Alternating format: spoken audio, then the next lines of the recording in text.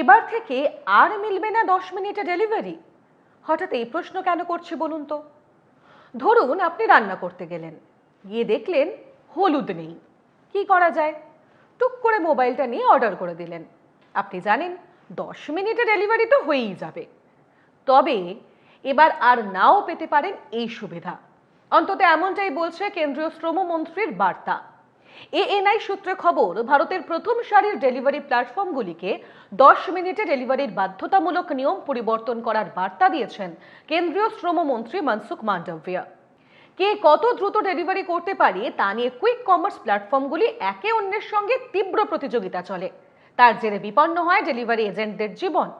সংবাদ সংস্থা সূত্রে খবর, ব্লিঙ্কিট, জেপ্টো, জোম্যাটো এবং সুইগির সঙ্গে মিটিং হয়েছে ইতিমধ্যেই। এএনআই সূত্রে খবর, ব্লিঙ্কিট ইতিমধ্যে নির্দেশ মেনে ব্র্যান্ডিং থেকে 10 মিনিটে ডেলিভারির বিষয়টি তুলে নিয়েছে।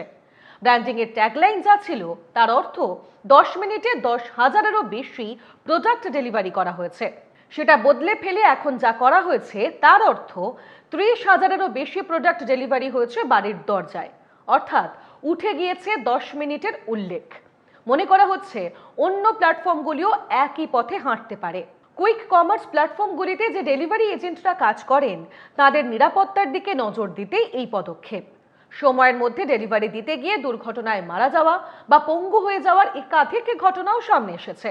ফলে নানা মহল থেকেই দীর্ঘদিন ধরেই দাবি ছিল সরকার যেন এই পরিস্থিতিতে বদল আনার জন্য কোনো পদক্ষেপ করে।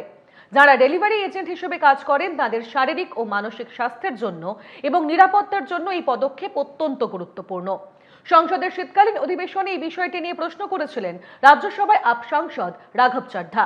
তিনি জানিয়েছিলেন 10 মিনিটে পৌঁছতেই হবে এই টার্গেটের কারণে ডেলিভারি কর্মীদের উপর অমানসিক চাপ বাড়ছে।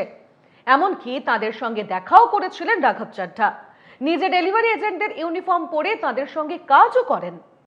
देखिए, आज देश के तमाम गिग वर्कर्स के लिए एक बहुत बड़ा दिन है। उनकी संघर्ष की एक जीत हुई है और मुझे लगता है कि ये जीत जो है वो उनकी जिंदगी में वर्किंग कंडीशंस बेहतर करने में, उनकी सेफ्टी, सिक्योरिटी और डिग्निटी को सुनिश्चित करने में मील का पत्थर साबित होगी।